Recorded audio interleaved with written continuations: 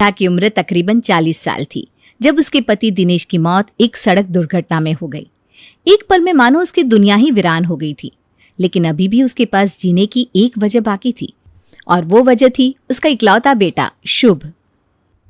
देखो दीदी, जो हुआ वो तो ऊपर वाले की मर्जी है। भाग्य के लिखे को तो कोई नहीं मिटा सकता। लेकिन आप निराश मत होइए, आपके पास जीजा जी की सबसे अनमोल निशानी है। अब आपको अपना जीवन बस शुभ के लिए ही समर्पित करना है। हिम्मत रखिए, हिम्मत से बड़ी बड़ी कठिनाइयों से पार पाया जा सकता है। तू ठीक कहती है दुर्गा, शुभ ना होता मेरे पास तो मानो जीने की वजह ही ना होती। लेकिन अभी मुझे दिनेश के अधूरे कामों को पूरा करना है, इसलिए हिम्मत तो रखनी होगी। एक बार शुभ को उसकी मंजिल तक पहुंचा दूं, उसके बाद मैं भी अपने दिनेश के पास चली जाऊंगी। ऐसी बात नहीं करते दीदी। जीजा जी जहाँ भी होंगे वो कभी नहीं चाहेंगे कि आप ऐसी अशुभ बातें अपने मुंह से निकालें। अरे आपको तो अभी बहुत लंबा जीवन जीना है, अभी उम्र ही क्या है आपकी। पति को खोने का दुख सुधा के सीने पर मानो एक भारी भरकम बोझ की तरह था, जो हर गुजरते पल के साथ बढ़ता ही जा रहा था। लेकिन फिर भी अपने गम के साथ डूबने के बजाय उसने अपने बेटे शुभ के लिए हिम्मत से आगे बढ़ने का संकल्प लिया और अकेले ही उसके लिए माँ और बाप दोनों की जिम्मेदारियां निभाने लगी। सुधा पढ़ी लिखी थी और एक स्कूल में टीचर की नौकरी भी किया करती थी। कुछ ही समय में धीरे धीरे जिंदगी पटरी पर लौटने लगी। माँ, मैं आगे की पढ़ाई के लिए पुणे जाना चाहता हूँ। यहाँ राजस्थान में रहकर पढ़ाई करने का मेरा मन नहीं है। क्यों नहीं बेटा, मैं तो हमेशा यही चाहती हूँ कि तू अच्छे से अच्छे स्कूल कॉलेज में पढ़े और कामयाब होकर अपने पिता का नाम रोशन करे। तुझे जहाँ रहकर पढ़ना हो पढ़ ले, मेरा आशीर्वाद तेरे साथ है। माँ के कहने पर शुभ आगे की पढ़ाई के लिए पुणे चला जाता है। ग्रेजुएशन खत्म करने के बाद वो वहीं के कॉलेज में पीजी कोर्स में एडमिशन लेता है। शुभ के जाने के बाद अब सुधा को अकेलापन बहुत सताने लगा था। खाली घर मानो उसे खाने को दौड़ता था। बेटा, मैं चाह रही थी कि पीजी खत्म करके तू अपने ही स्टेट में नौकरी के लिए ट्राई कर। देख कितने साल हो गए तुझे घर छोड़े। धीरे धीरे मेरी भी तो उम्र बढ़ रही है ना बेटा। जवानी तो एक बार को अकेले कट जाती है, लेकिन अब इस बुढ़ापे में अकेलापन काटना बड़ा कठिन है। अब तो बस मुझे तेरे वापस घर लौटने का इंतजार है। कब तू घर आएगा और इस घर की रौनक वापस आ जाएगी। तुझे याद है कैसे हम दोनों सर्दियों के दिन में साथ बैठकर गरम गरम भुट्टे खाते थे। अरे मम्मा, आप तो ऐसे बात कर रही हो जैसे पिछले 7 सालों में मैं एक दिन के लिए भी घर नहीं आया। अरे आता तो हूँ छुट्टियों में हर साल, इतने सारे दिनों के लिए।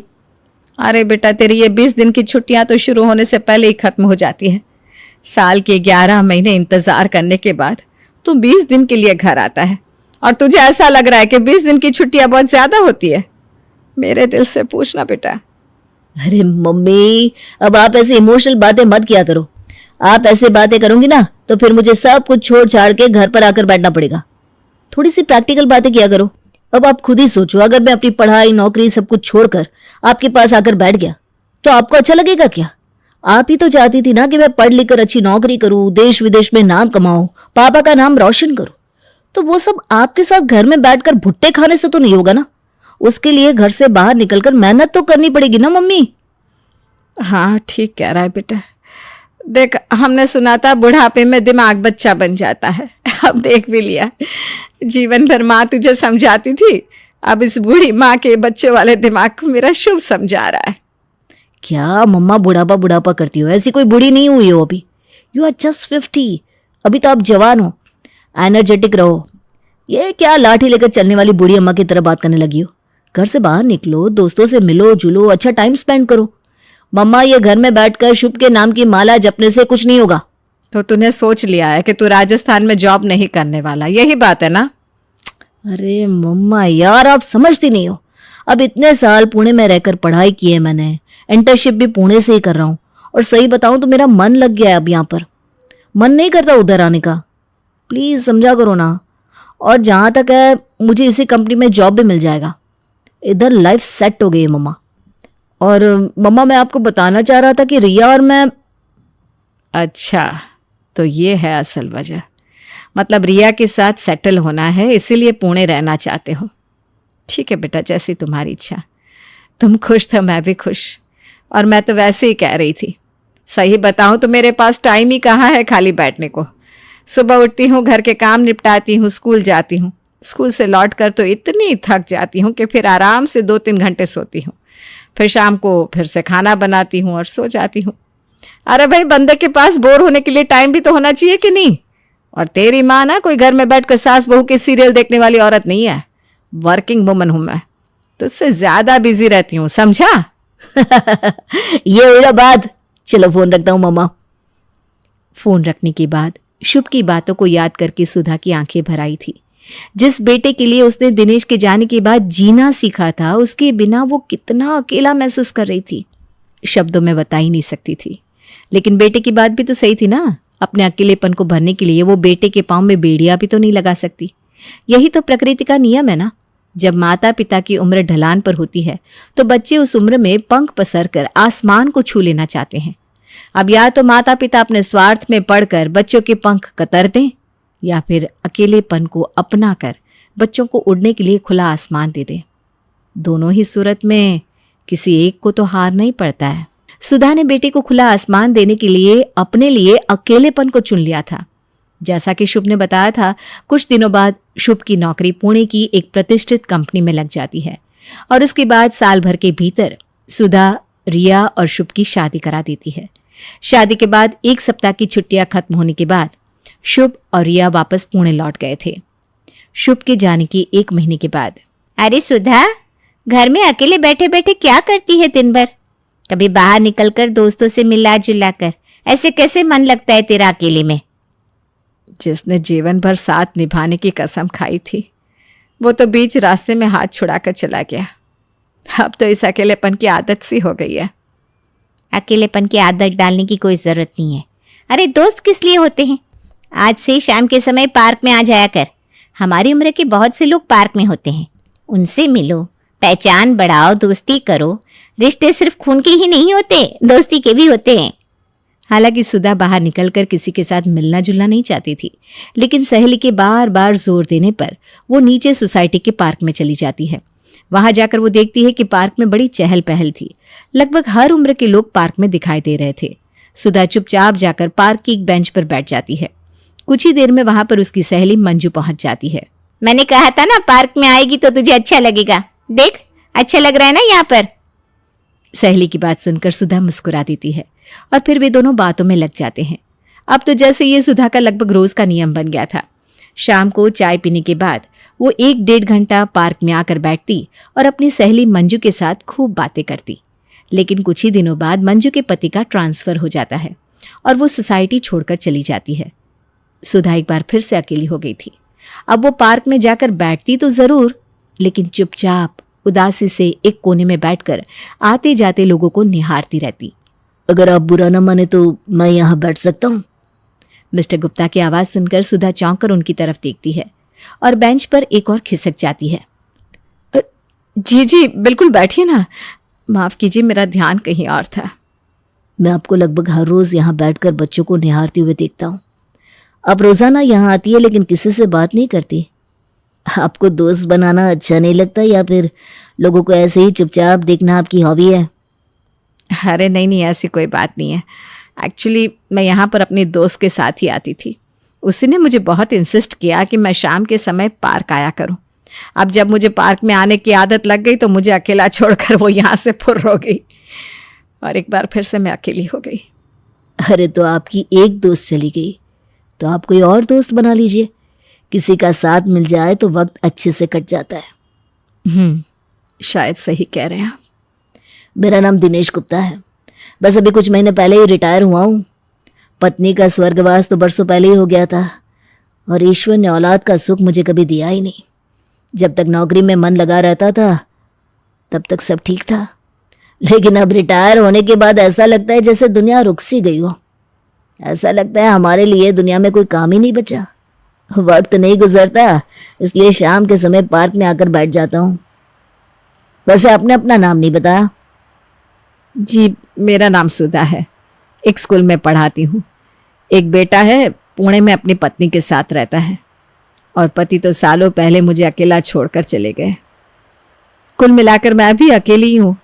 घर पर भी अकेलापन महसूस होता है, इसलिए पार्क में आकर थोड़ा समय बिता लेती हूँ। आपको मेरा इस तरह से बेबाकी से आपसे बात करना खराब तो नहीं लग रहा ना? अगर आपको बुरा लगा हो तो मैं माफी मांगता हूँ। अरे नहीं नहीं दिनेश जी, माफी मांगने की कोई जरूरत नहीं है। आपने कोई गलत बात तो कही नहीं, और हम लगभग हम उम्र है, मिलते जुलते हालात भी है। वैसे हम अच्छे दोस्त बन सकते हैं। दिनेश और सुधा अब लगभग हर रोज पार्क में मिलने लगे थे। पार्क में मिलकर वे दोनों अपने दिन भर की दिनचर्या एक दूसरे को बताते और पार्क में दौड़ते नन्हे नन्हे बच्चों को साथ में बैठकर देखते और खिलखिलाते। इस तरह उनके पूरे दिन का खालीपन उन 1-2 घंटों में दूर हो जाता और फिर उसके बाद वो अपने अपने घर को लौट जाते। क्या बात है माँ, आजकल आप मुझे फोन भी नहीं करती हो और घर आने के लिए भी नहीं कहती हो। हाँ, बेटे की याद नहीं आती क्या? ऐसी कोई बात नहीं है बेटा, अब तुम शादीशुदा हो, तुम्हारी अपनी जिंदगी है। अब मेरा ऐसे हर समय फोन करके तुम्हें डिस्टर्ब करना भी तो ठीक नहीं है ना। मैंने अब अपने हालातों के साथ खुशी खुशी जीना सीख लिया है। अपने हालातों के साथ जीना सीख लिया है या कोई और बात है? कहना क्या चाहते हो, साफ साफ कहो। मेरे साथ ये पहेलियां बुझाने की कोई जरूरत नहीं है। तो साफ साफ सुनिए, आपसे ये उम्मीद नहीं थी मुझे। बहुत सारे लोग दुनिया में अपने पार्टनर के बिना रहते हैं, लेकिन हर कोई आपकी तरह हरकतें नहीं करता। अरे मम्मा, कुछ तो सोचिए। आप अपनी एज का ना सही, हमारी रेपुटेशन का तो ख्याल करिए। सोसाइटी में 10 लोग देखते हैं, कैसी कैसी बातें बनाते हैं, आपको कुछ एहसास भी है? शुभ बेटा, तुम किस बारे में बात कर रहे हो? और मैंने ऐसा क्या कर दिया जो सोसाइटी मेरे बारे में तरह तरह की बातें बनाएगी? आप किसी आदमी से रोज पार्क में मिलने जाती है ना, आपको क्या लग रहा है मैं इतना दूर बैठा हूं तो मुझे कुछ पता नहीं चलेगा? अरे मेरे लिए कितनी शर्मिंदगी की बात है ये आपने सोचा है कभी? पड़ोसी फोन कर करके आपकी हरकतों के बारे में बताते हैं मुझे। अच्छा, तो तुम दिनेश जी के बारे में बात कर रहे हो। अरे वो सिर्फ मेरे दोस्त है। हाँ, मैं जाती हूँ उनसे रोज पार्क में मिलने, लेकिन पार्क की बेंच पर बैठकर अच्छे दोस्तों की तरह बातें करते हैं हम, और उसके बाद अपने अपने घर को लौट जाते हैं। कोई मुझे भी तो बताए कि मैंने आज तक ऐसा क्या किया है जिससे तुम्हारी रेपुटेशन पर आंच आ जाएगी। बूढ़े माँ बाप घर में अकेले पड़े सड़ते रहते हैं, तब माँ बाप का ख्याल नहीं आता, लेकिन माँ ने अपनी खुशी के लिए घर से बाहर निकल के थोड़ा हंस मुस्कुरा क्या लिया, तुम्हें तकलीफ हो गई। तुम्हारे जैसे पढ़े लिखे बच्चे से इन बातों की मुझे कतई उम्मीद नहीं थी।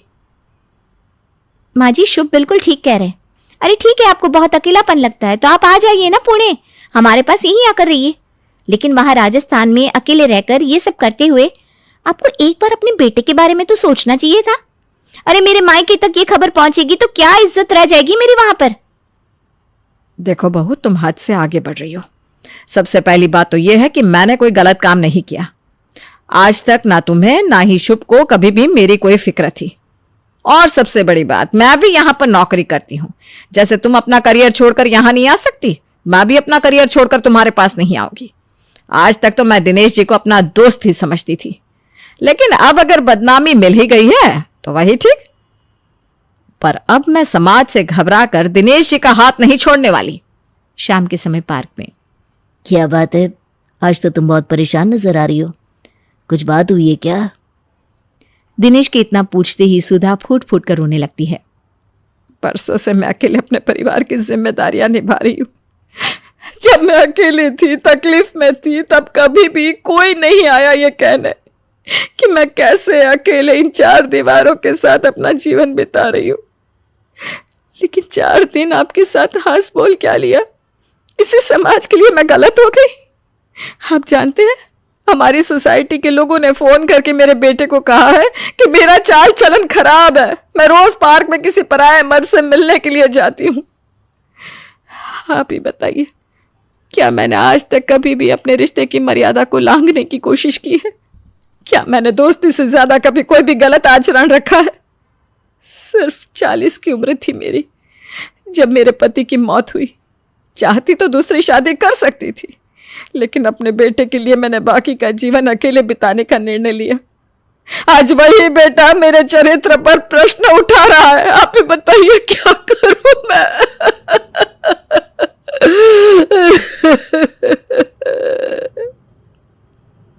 देखिए सुधा जी, दुनिया की ज्यादा परवाह करने से कभी किसी को कुछ हासिल नहीं हुआ।